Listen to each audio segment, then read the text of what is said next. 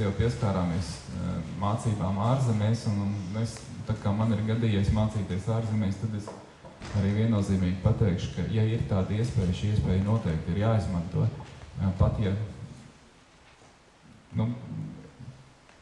kā Una teica, ka varbūt ir kaut kādas lietas, kuras tev, tu nevari pielietot Latvijā, pēc tam toties, ja tu iegūsi to redzējumu, to plašāku redzējumu uz daudzām lietām, un tu vari uz viņām paskatīties savādāk nekā šeit Latvijā dzīvojot, es pieredzes redzēju.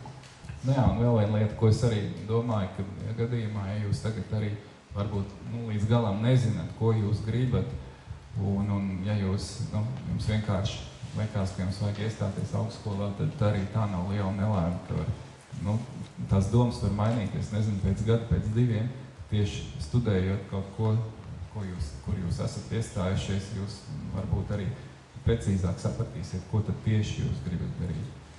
Varbūt nav jāskrien tiešām. Es nezinu, piemēram, laikam jums var noteikti tas liekas, ka jums momentāli jāielec tajā pēc augstskolas, jau tajā studiju krēslā, jā, pēc vidusskolas, jā, uzreiz. Bet, piemēram, es pasniedzu lekcijas turībā, un kur man tepat Cēsjums, tepat tās ir, jā, kur man, piemēram, no visa kursa 2 cilvēki pateica, ka viņiem interesē šī profesija. Tas arī ir briesmīgi, ja jūs ejat atsevišķas lekcijas tikai tāpēc, ka jums vajag diplomu, tad labāk gadiņu pastrādājat sfērā, kas jūs interesē, saprotat, ko jūs gribat, un tad maksājat to naudu, jo šobrīd studijas maksā naudu, ja? Un ja jūs vienkārši, tad jūs vienkārši to būsiet izmetuši ārā. Un ja jūs pastrādāsiet, un tad jūs sapratīsiet, vai jūs vispār to gribat.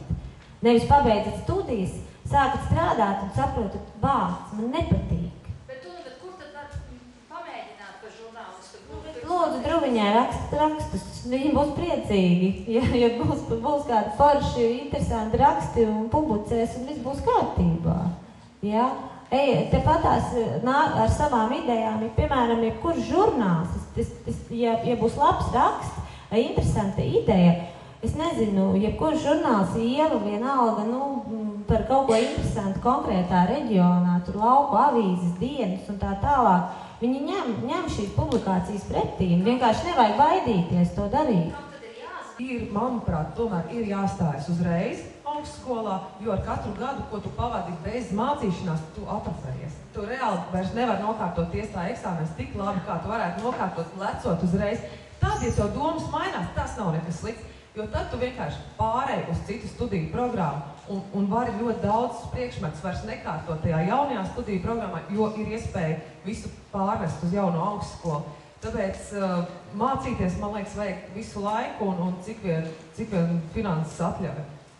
Nevajag baidīties, nevajag baidīties mainīt šīs studijas, nevajag 4 gadus nosēdēt, ja nepatīk tieši tā prom. Nav ko.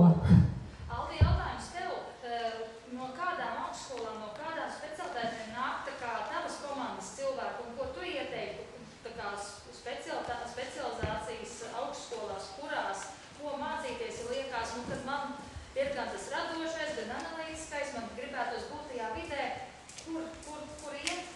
Zin kā, tagad ir tik daudz tā augstskola, ka es patiesībā baidos kaut ko rekomendēt.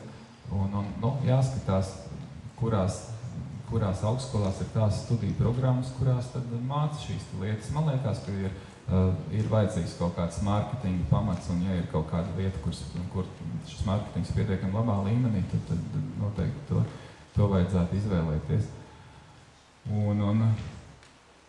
Jā, bet tas, ko es vēl gribēju pateikt, ka tas, ko vispār, ja jūs gribat, teiksim, atrast labu darbu nezinu, kļūt kaut kādā veidā par labiem speciālistiem vai atpazīstamiem cilvēkiem, tad noteikti vajag.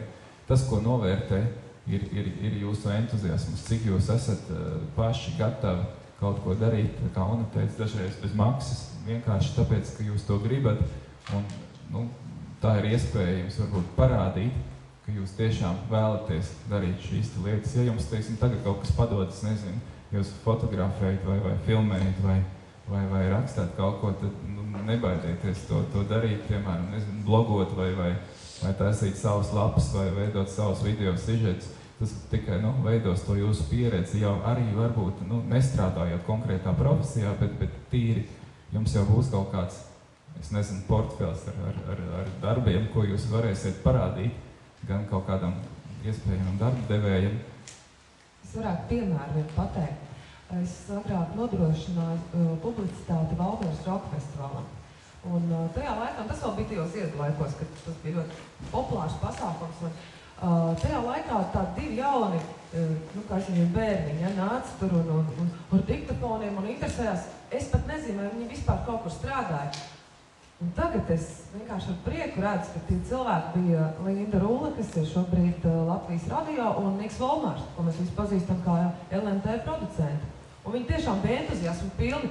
Viņi pat, nevar tagad tā teikt, likās, ka pinās pa kājām, ja? Visam, ko mums tagad darīt, ja? Viņš visi grib darīt, bet tas ir forši, tas tiešām ir forši. Un tas dod iespēju augt un attīstīties. Nu jā. Nevajag baidīties. Man bija, piemēram, tā problēma, es nezinu, kā jums, man likās tā, es tagad no mazpilsētas, ja, no Cēsīm, lielajā Rīgā, un man visi kursi biedri pārsvarā rīdzinieki, ja, un ka pret mani tā kā viss tā būs savādāk attieksme. Nē, tas ir galvā. Īstenībā no mazpilsētām nāk tie izturīgākie cilvēki. Godu vērts.